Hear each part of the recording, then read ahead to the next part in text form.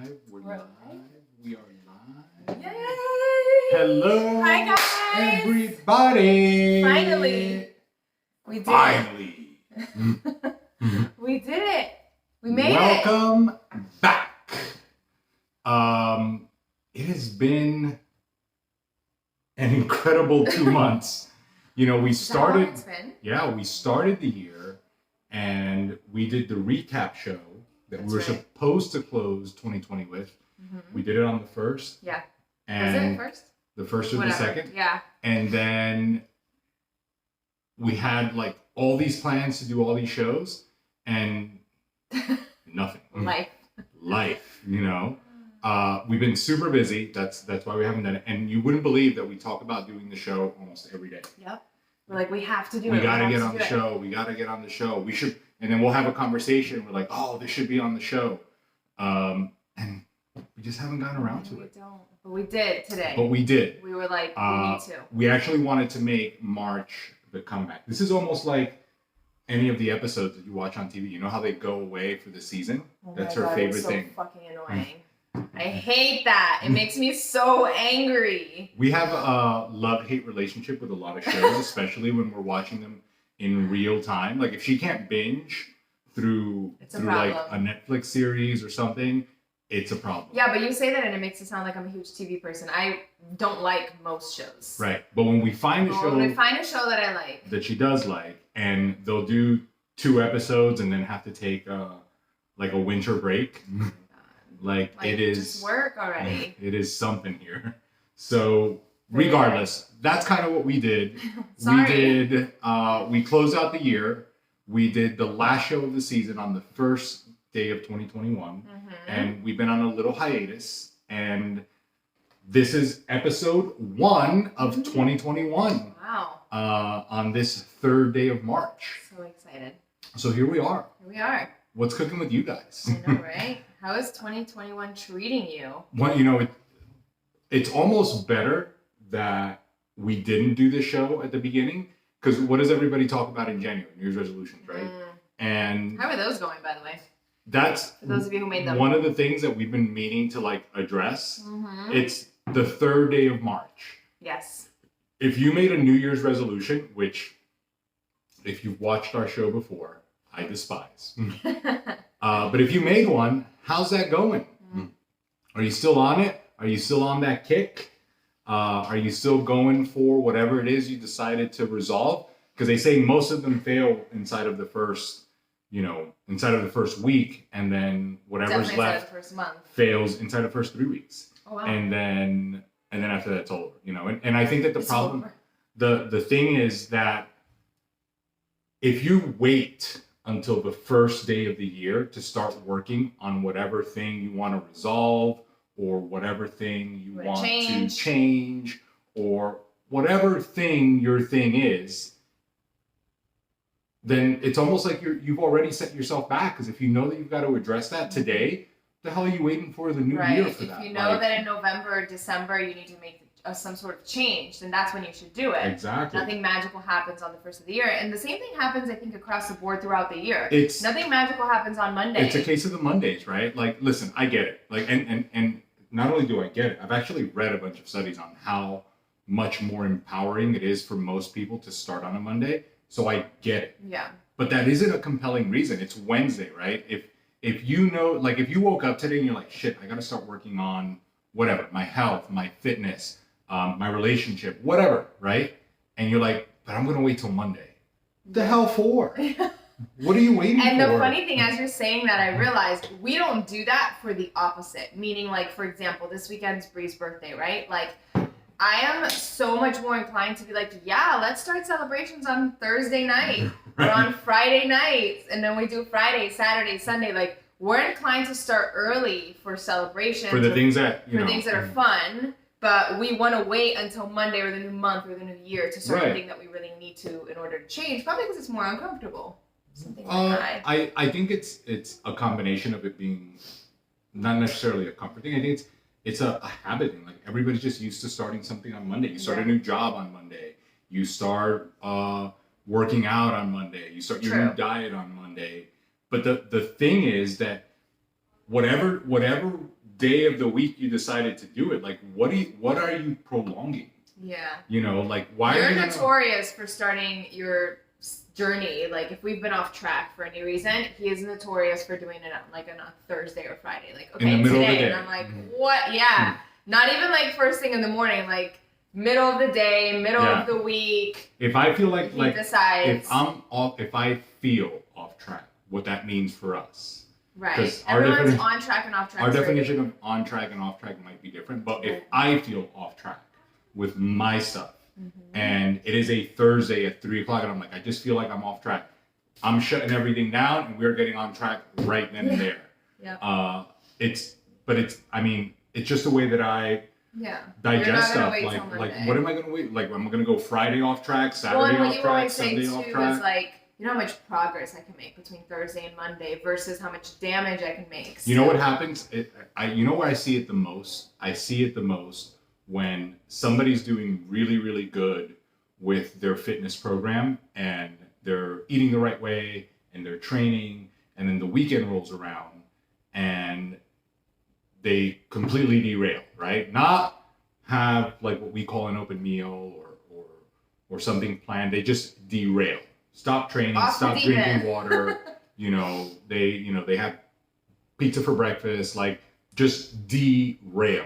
And then whatever progress they made, like they just undo it over the weekend, right? And then Monday they start again. That's the worst, yeah. And what ends up happening is you get to Friday and you're right back in the same spot. So instead of making progress, you're kind of like, because it's taking you and your body like those 4 to 5 days to kind of recenter from what you did over the weekend, because what you did over the weekend was probably unnecessary if you derailed. Right. And then it's taking you those 3, 4, 5 days to kind of find yourself right back where you were, which is in a good spot, right? But then the weekend rolls around and you do it again. So in my mind, it's like, look at how much you can undo on the weekend. Imagine if you stayed the course. Right. Where would you wake up on Monday? And then where are you that following Friday? Yeah. If you stay the course throughout, right? It's also a lot of work to just stay the same. And that's why, for most people, if I'm working with them with their food, I usually will build that in so that it's part of their process. But even with that, and you're a great example. If you have something that you normally don't have and your body retains water, and let's say you were tired over the weekend, now you ate something that you shouldn't have had, or maybe couldn't foresee how it would play out, but then you don't work out on the weekend as well. And then you wake up Monday, you're a little bit heavier, you're a little bit, bloated because you're retaining water from something you ate, but then on top of that, you didn't exercise, so you didn't move. You didn't drink water. And like that whole combination of things, like just unfolds into 3, 4, 5 days of, it's not even not progress. It's like you're kind of trying to repair something that you probably shouldn't have broken. Damaged, in the first place. Totally. So on that note, how are those resolutions going? And I think that's what happens with resolutions, right? Like you get to December and you're like, man, this year I didn't really work out on my fitness. No. Like you're like in December, you're like, man, I didn't work out as much as I wanted to, or man, it's December, I've gained 15 pounds. Right. Or it's December and like next year is going to be my year, I'm going to crush it. Right, that's what I mean. Like I'm done not doing what I need to do. And then you're like, it's December 2nd and you're like, all right, I'm going to wait 30 more days to get started. It's like, what the hell are you waiting for? I mean, if you just discovered it, I get that you're going to, all right, I got to do, let me figure out how to get this done, right? And maybe it takes you a day or so to figure out how to do it. But if you're on purpose going to wait 30 days to start, man, like, wow.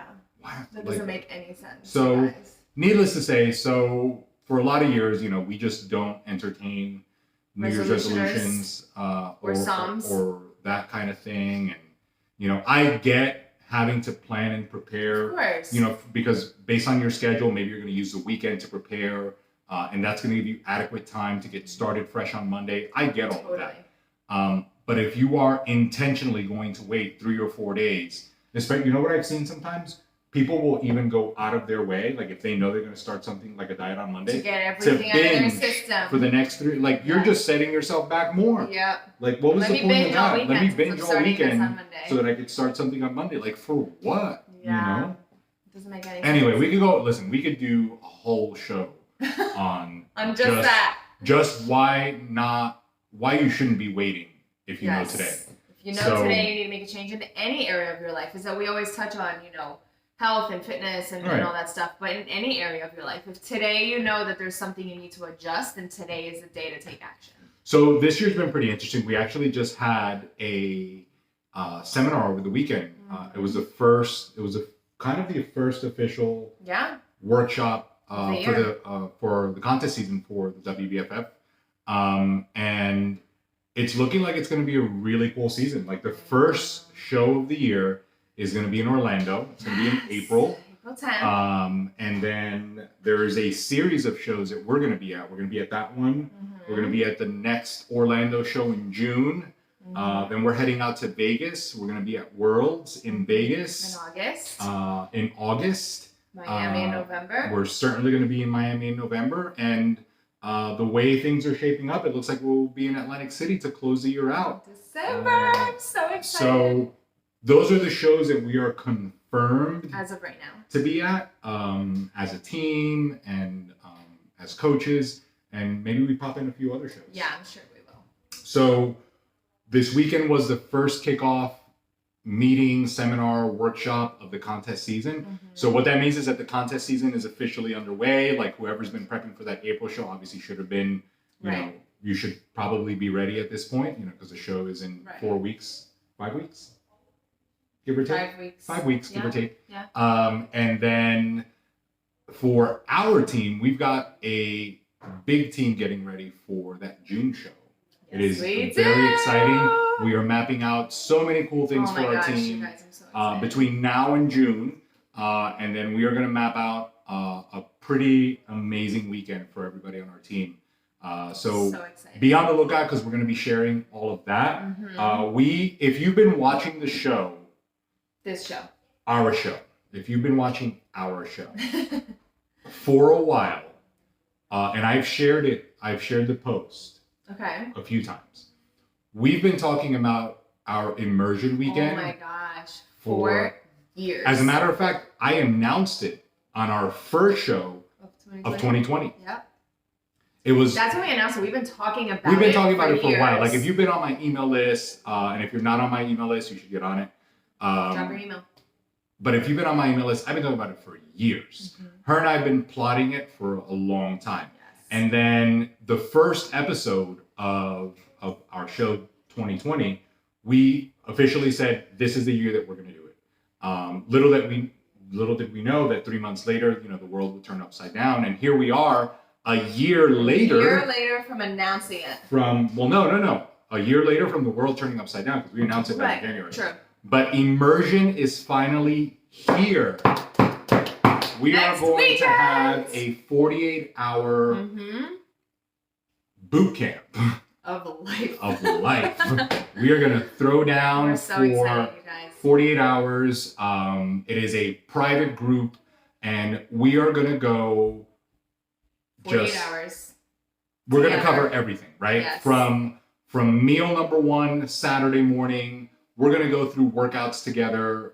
We are going to talk about all the things that involve planning, prepping your food, understanding what you should be doing, what you should be looking for, cooking. We're going to work out again. We're going to do Q&As. We're going to explain the balance that you can have regardless of what your fitness goals are. Yes. We're going to go on a social adventure where, again, everybody in our home is prepping for some social adventure. Hashtag Good name.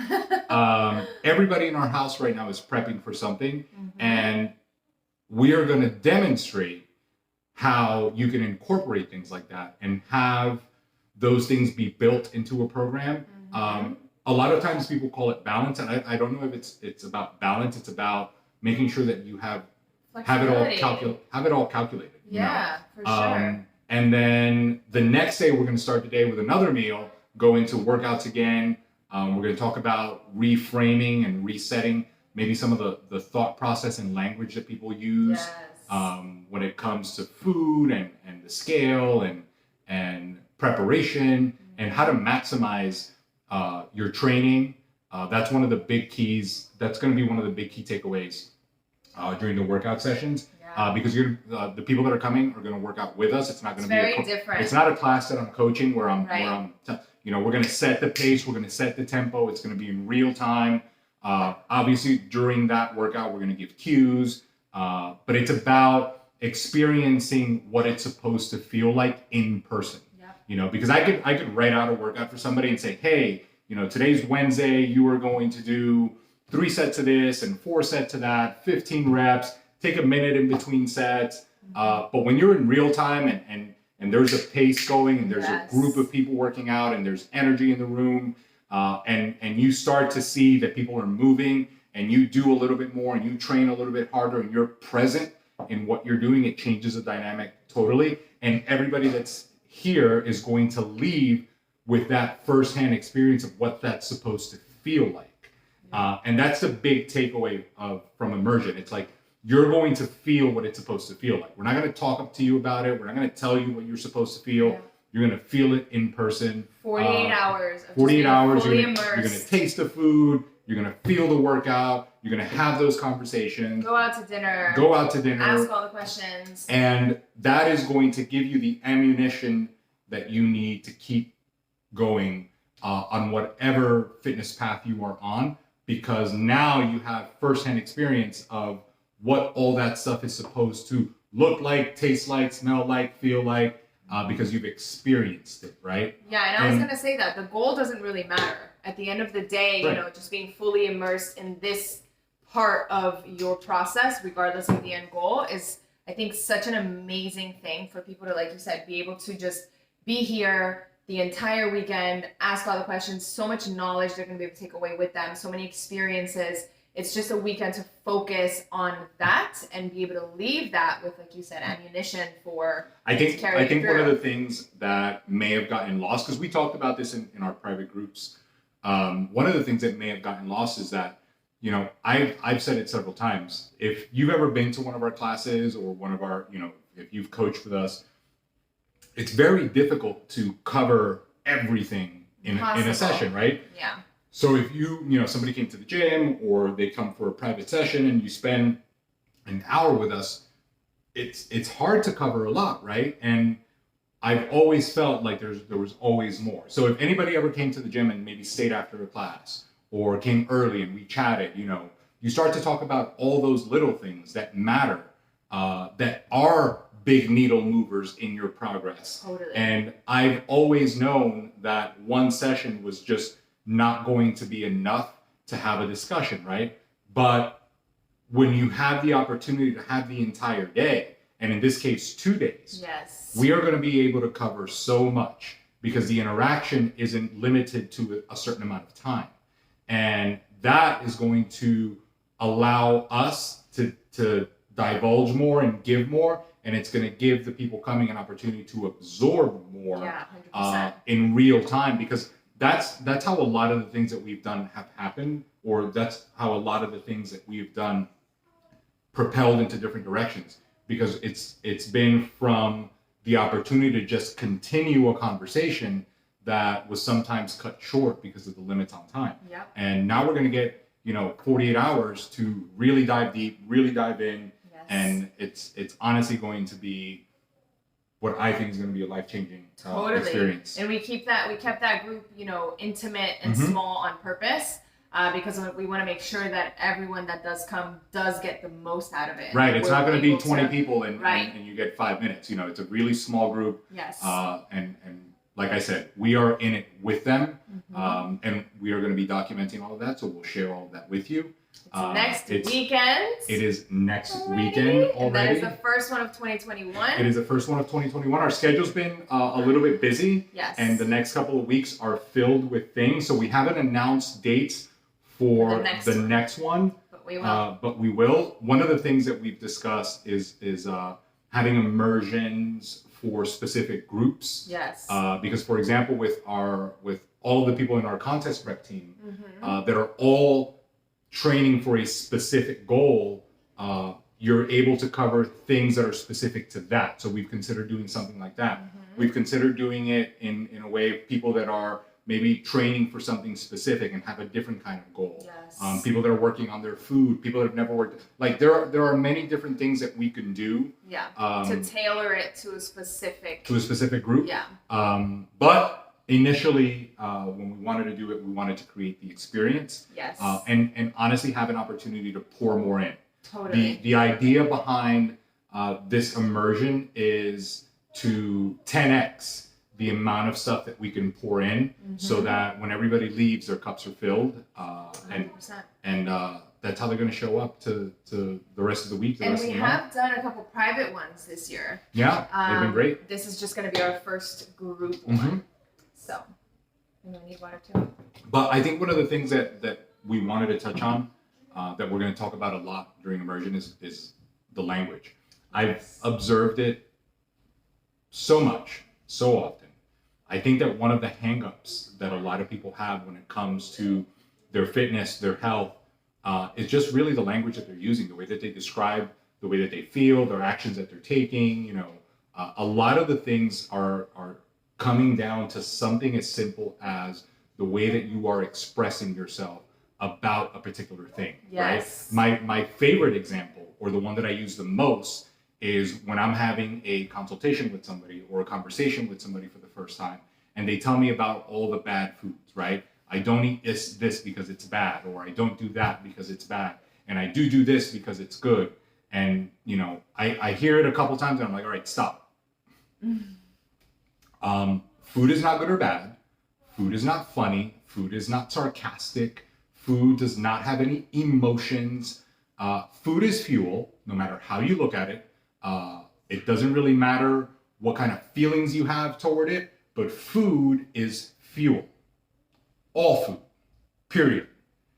Those foods have nutritional value and nutritional content that differs from one kind of food to the other, but defining it as good or bad is not accurate, because honestly, it's subject to an opinion, right? Yep. What's good or bad? What's funny? Do you like Seinfeld? Do you like Friends?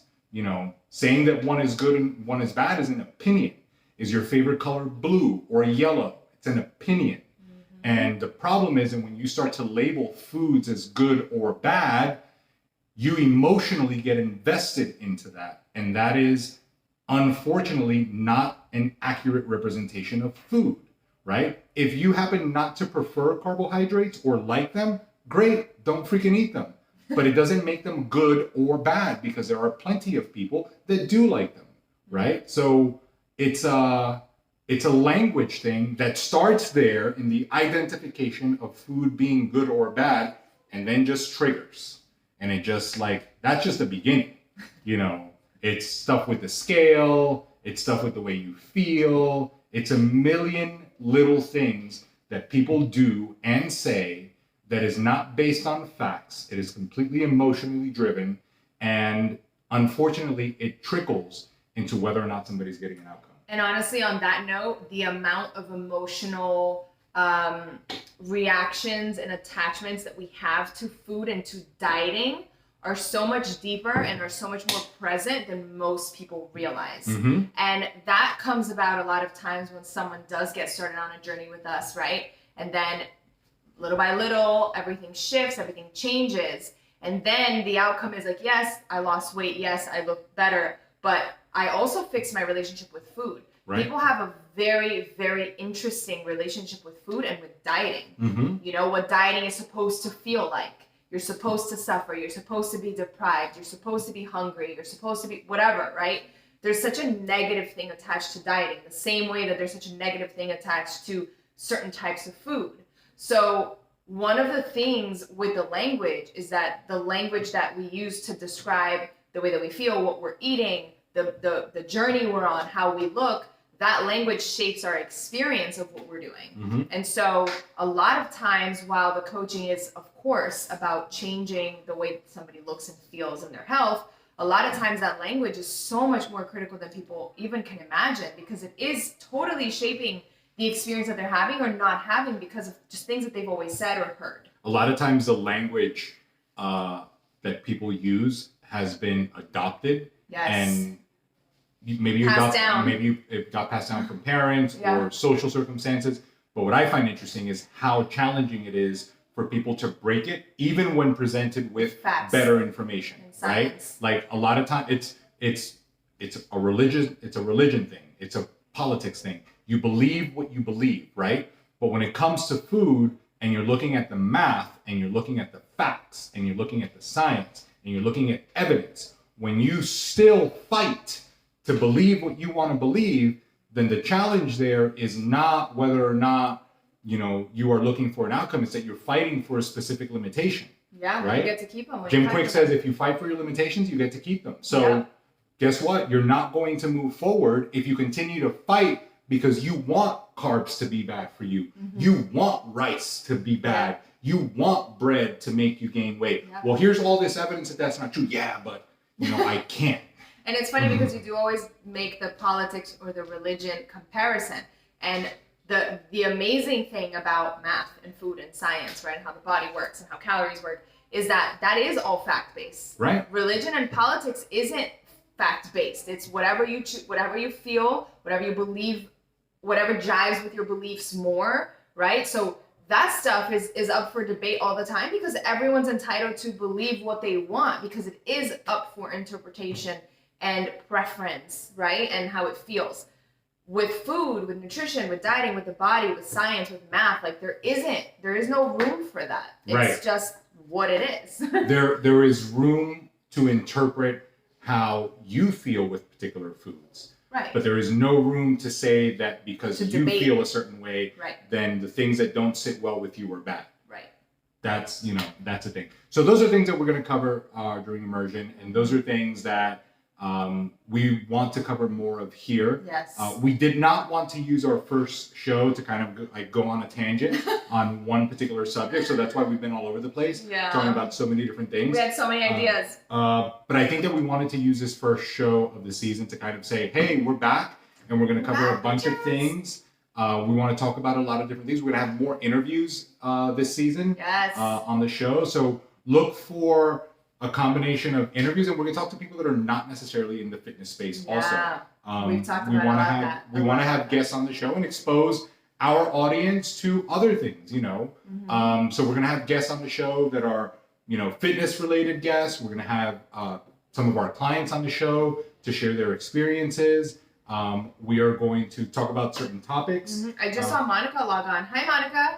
She's somebody that I'd love to have on our show. Yeah, we can get on the show and chat. Mm-hmm. But we're going to have a variety of different topics that we're going to cover this season, and we're going to bring back some of the old ones. If you've watched some of the older shows, some of our best shows were when we talked about relationship, we talked about parenting. Oh my gosh, I did a post yesterday about the unschooling and the way that we choose to raise our kids and live our life, and I've gotten so many questions or comments like in my DMs about like, oh, well, just curious, like why do you think this way and why do you do it that way and what's the difference between this and that? Like homeschooling and unschooling. I think that was such a popular topic. I think that I am more than willing to have an open conversation anytime about why we educate our kids the way that we educate them, as long as it's a conversation. Yes. Right? I am not going to entertain nonsense. I am not going to entertain somebody either trying to convince me of something else. Yes. When it's not a matter of convincing, it's like everybody's entitled to raise their children the way that they want to raise them, right? Totally. And I have a compelling amount of evidence on why we've decided to do what we do, and I am more than happy to have a conversation about it and exchange ideas. Yeah, and bring awareness. Sometimes, we get so caught up in just doing things, especially with parenting, the way that it was kind of done for us, right? Like it's almost like a generational curse, if you would say. You say the same. Sometimes I catch myself, even as conscious as we are to parent differently, saying things or acting a certain way or reasoning something out in a way that my mom or my dad would. And I think that everyone does the best they can with what they have. I don't think that unless you're purposefully harming your kids, like you're a shitty parent, like, we all just do what we feel is best, the same way our parents did. Right. Like, that's the thing about parenting, right? Like, you bring life into this world, you choose to do with it what you feel is best based on who you are, what you believe in, what your experiences have been. 100%. And you do the best you can with what you have. And every parent does that. And so I think what you said, like, I think it's great to kind of share the way that we do things because it is very non-traditional. It is out of the box, and it could bring awareness. Just before you close it out, it's almost like the food thing, right? Like if you grow up in a house where, and this is an example that I share with a lot of people, and it's very common. If you grew up in a house where you had to eat everything that was on your plate before get up you to stood finish up, that plate. Then who heard that before? Then what ends up happening is that, guess what? You've probably said that to your kids, right? Now, to me, as an adult that happens to deal with food stuff on a regular basis, that concept doesn't make any sense to me. Why would I have to eat everything that's on my plate? Number one, if I'm already satiated, right? Number two, maybe I don't necessarily like what's on my plate. Mm-hmm. Number three, maybe I ate something before and I really want dinner, but guess what? Now I'm being obligated to eat at 6 p.m. because that's the time we gotta eat, and then can't eat anything else, right? Like all these dogmatic opinions and views on how to do things and this structure that's been imposed arbitrarily because there's no real reason behind it. And everyone just does it the way they've always done it without stopping once to say, damn, why do I have to eat all the food that's on my plate? And I chose not to. I chose to question it, right? So and like you said, even with other things, like don't eat after 6. And then why? That's what they always said. Those are the things that people get passed down to them, and when it comes to the choices that they make with food. But then those are real basic examples of the things that maybe I've observed when I'm parenting, that you start to say things just because you don't really question them. Yeah. And we've chosen to question everything. And the funny thing too is like Latin parents are the best because Latinos. They are, and I can say that. Is that offensive? We're both Latin, so it doesn't matter. Yes. Hopefully you're offended. But don't get up till you eat all your food. Everything is caught, like every celebration, or if you go see your grandma, or if anything's like, oh, here, everyone wants to feed you. Right. But then when you hit your teenage years, it's like, don't eat rice, don't eat after 6. Looks like you're gaining weight. What the fuck? Like all you've done is fed me and forced me to finish my plate. So I turned 13. That is such an amazing example. Like what the hell? Of the kind of nonsense that people do. They don't think that through. When you're a child, you've got to eat everything you're given, right? You have no choice, and then all that food caught up to you, and then you become a teenager, like, wow, you really gained some weight. Yeah. Oh my God, you're gonna eat that too? It's like, don't eat all the rice. It was your fault. Accept some freaking responsibility as a parent. Yeah, exactly. And now, not only that, but you've passed down and you created for me some terrible habits.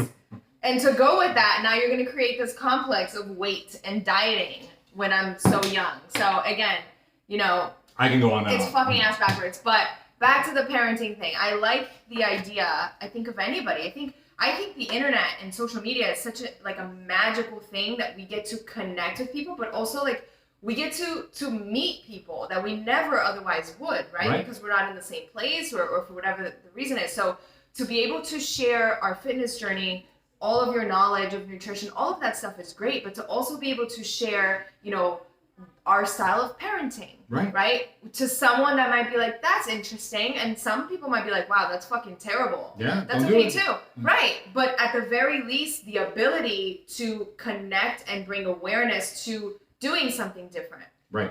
And like you said, not necessarily for a debate or for us to try to change someone's mind or for them to try to change ours, just to share why we do what we do, simply because there has been quite a bit of questions around it. I think especially now that so many kids did transition to homeschooling. Right. And what we do is not homeschooling. I think a lot of people probably have questioned why they do things, but either don't pursue it. Right. And sort of like, yeah, why did I do that? Or why do I do this? Yeah. Or just don't really have somebody to bounce that off of that understands where they're coming from. On the same page.